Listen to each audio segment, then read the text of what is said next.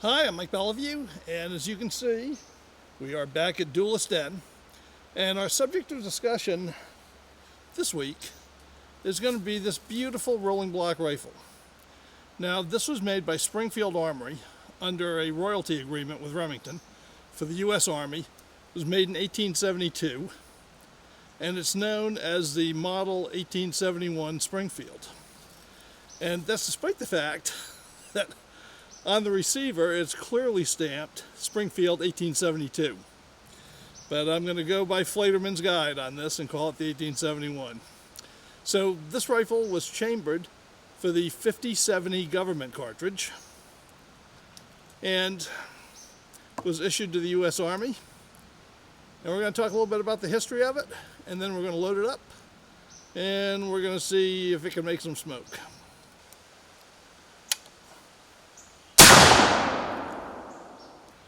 Well, I've got to be honest, this is not the video I thought I'd be making about this rolling block today. But you just got to be flexible.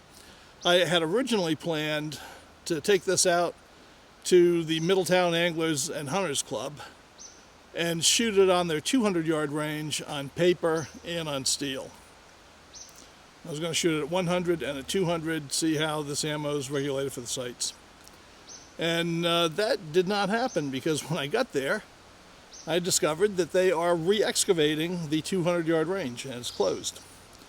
And I have to admit they're doing a great job, and when it's done, it'll be much better than it was. But I can't shoot on it today.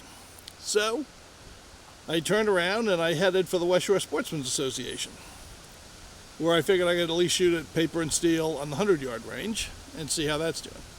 But when I got there, the 100-yard range was so busy, because it is a beautiful day, that I realized I was just not going to be able to get a video done there. So I saddled up again and came out to Duelist Den, where I don't have long-range facilities. This is a pistol range, really. So I'm just going to plink around with it a little bit so you can see how it handles. And, we'll just take it from there. We'll have some fun anyway, but I really wanted to stretch this thing and get some 200-yard shooting in, which is, what it's designed for. So another day, we'll do that on the new and improved range.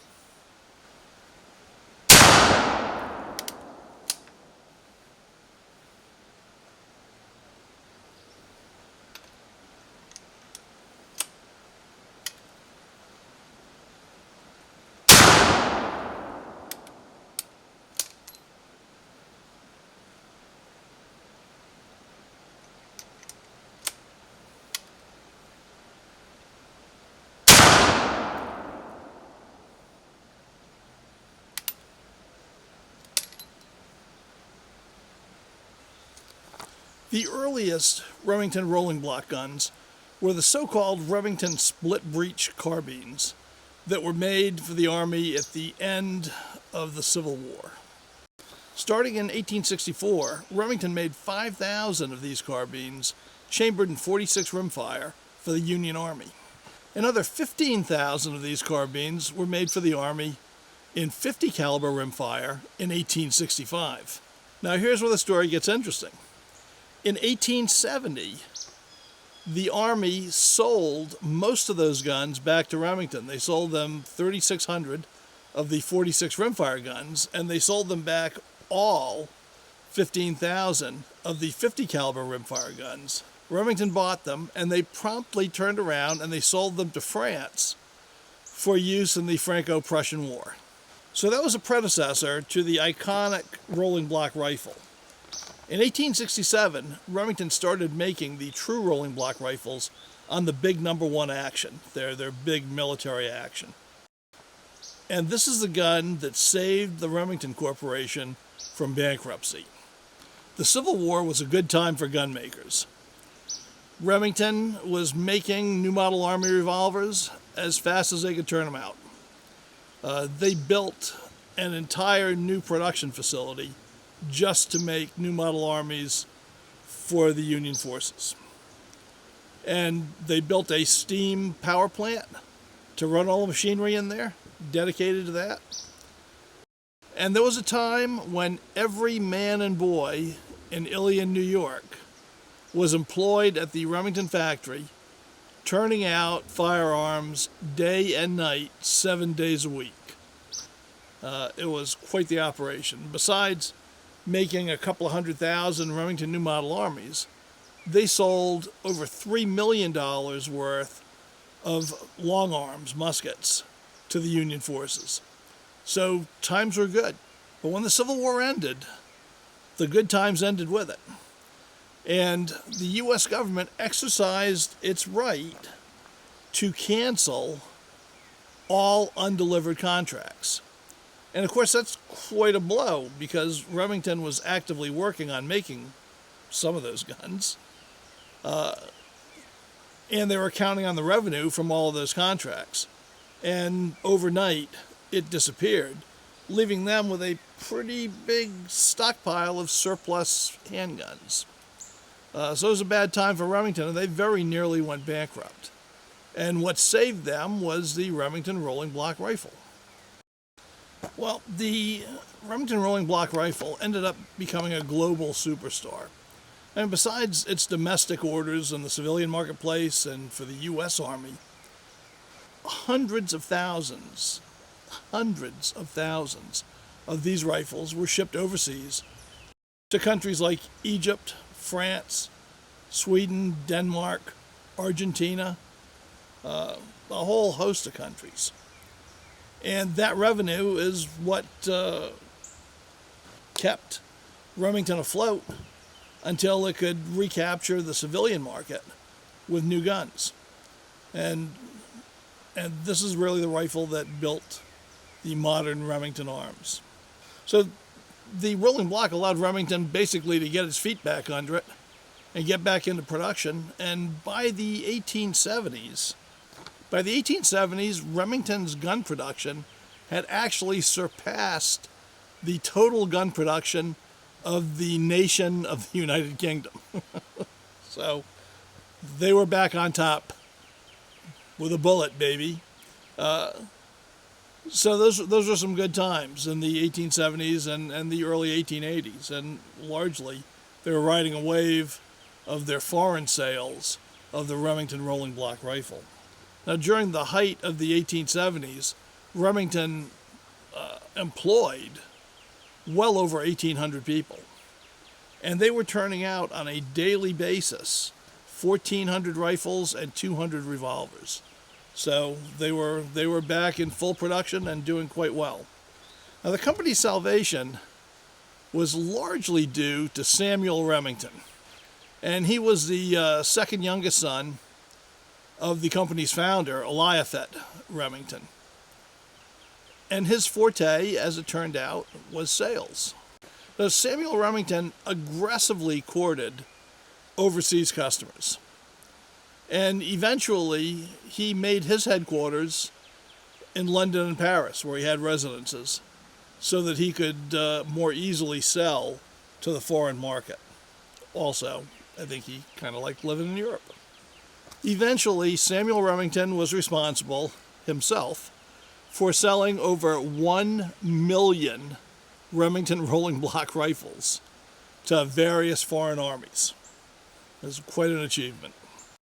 The big #1 Remington Rolling Block military action was produced between 1867 and 1888. And during that time, well over 1 million of these rifles were made. But in addition to Remington's own production of rolling blocks, they licensed rolling block production to a number of entities. Now, most of those were overseas government armories, but not all of them. And let's talk about the Springfield rolling block rifle. So, obviously, this rifle is our subject for today. It really looks pretty much exactly like your typical Remington Rolling Block rifle. There's one major difference that is not a visible difference, but it's an action difference. I'll point that out in a minute.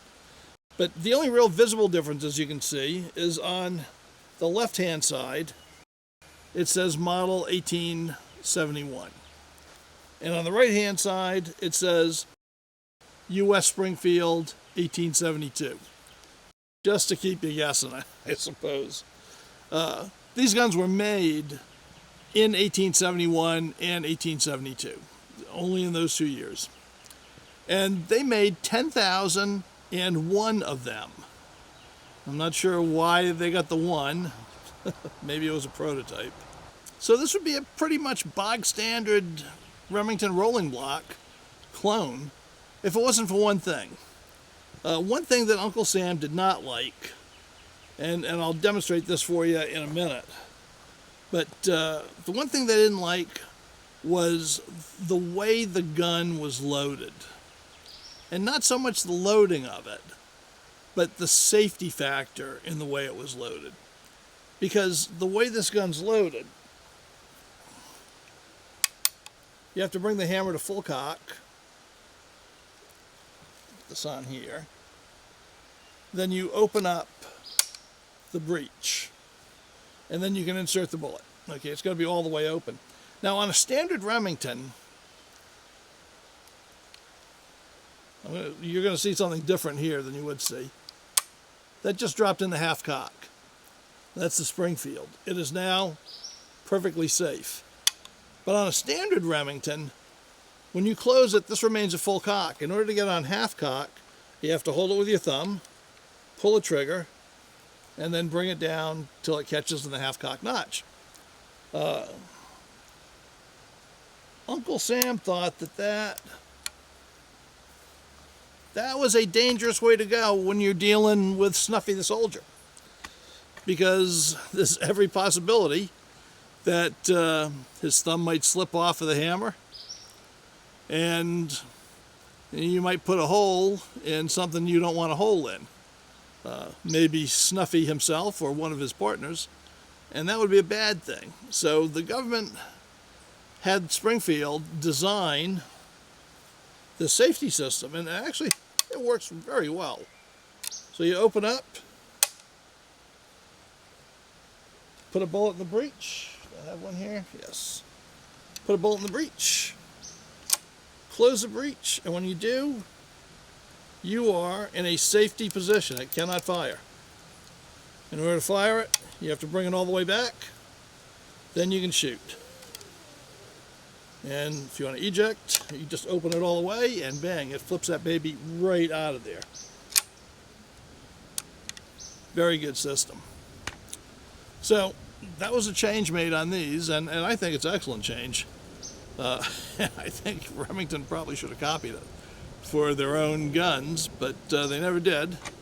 And I've used plenty of these without blowing anything up that I didn't want to blow up, but still, that's a well thought out feature. So that's the 1871 Remington. Now let's go shoot it. Well, I know that, we are all aware that when a cartridge designation starts with the number 50, we are not talking about a small round.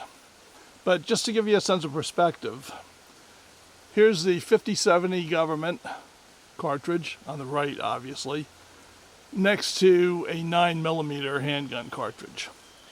Just to give you an idea of what a chunk of metal that is you're sending downrange. I think we all know by now that Evil Roy is never going to trod the straight and narrow path of righteousness. So we're just going to have to stop his depredations here in Blimeyer's Hollow by putting one of these subway car size 50-70 bullets into his steel plate until it rings to high heaven. So let's go see if I can hit him, because I'm not sure where these sights are. It's a 200-yard sight. So I'm going to have to do a little guesstimating here.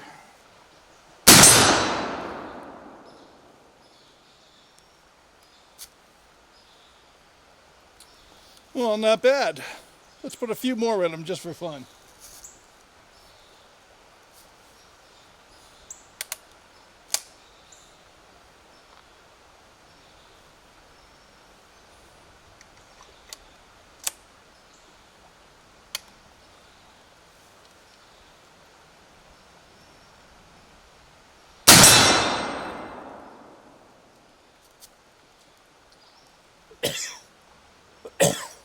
Wow, that's smoky.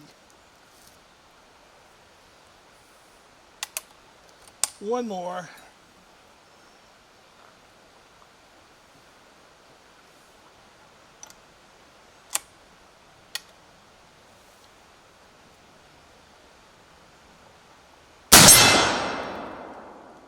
Well, I think Evil Roy learned his lesson. What do you think?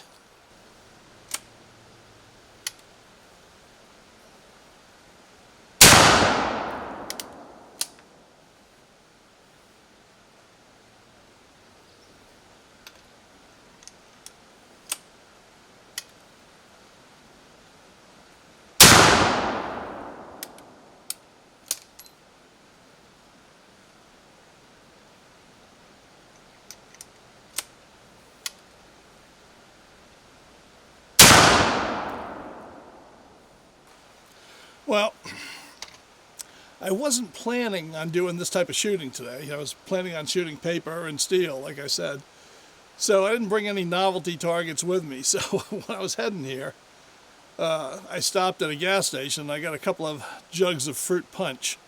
So I've got one out there in Swing City, and I'm just going to see if I can blast that off.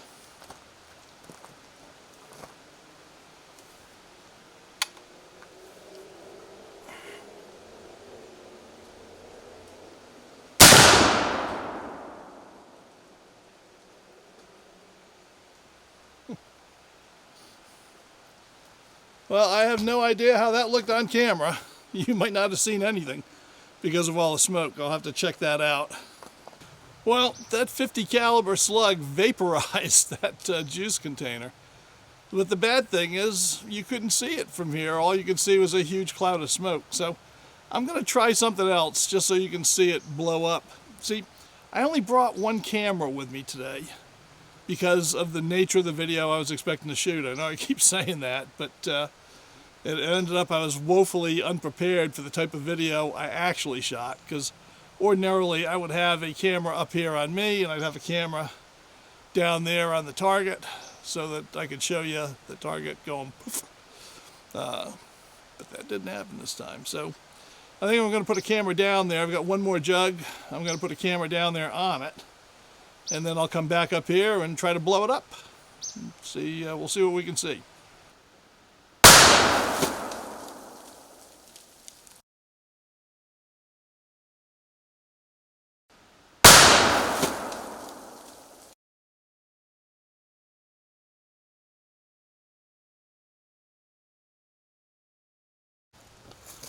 Well, it turned out I hit number 2 in exactly the same place that I hit number 1. So nothing wrong with the accuracy of that gun, for sure. I'll share my closing thoughts on the Springfield model 1871 rolling block rifle. Even though I didn't get to shoot the video I wanted to shoot, I had a heck of a lot of fun shooting the video that I did shoot, so I really can't complain. And as it turns out, I was using the fine notch on the lowest sight setting, which is the 200-yard setting. So I guess that fine notch probably gets you closer to 100 yards. And I have to say that this rifle hit everything I pointed it at pretty darn close to where I was pointing it, and very consistently. So I would say it's as good now as it was in 1871. It's a heck of a lot of fun to shoot. And those 50-70 cartridges don't beat you up as bad as you might think. Black powder's got a little more gentle recoil, and I found them, fairly pleasant to shoot. You're shooting a big gun.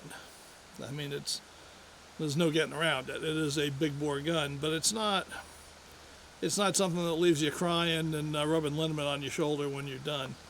I've had 30-06s beat me up a lot worse than this gun did. So, on the whole, I think it's an excellent gun. I really like the safety feature that the Springfield Armory built into it. Trigger's quite good, especially for a military roller. I was going to replace the trigger return spring with a lighter one, but I really don't think I need to on this gun. It's doing very well. So hopefully, sometime in the future, we'll get to see what this thing can do at a little bit more of a working man's distance, 100, 200 yards, which is still not long range, but it's basically within the battle sight area for this rifle, and I think I think it should do just fine. I'm really looking forward to getting it out there. So, until next time, bye.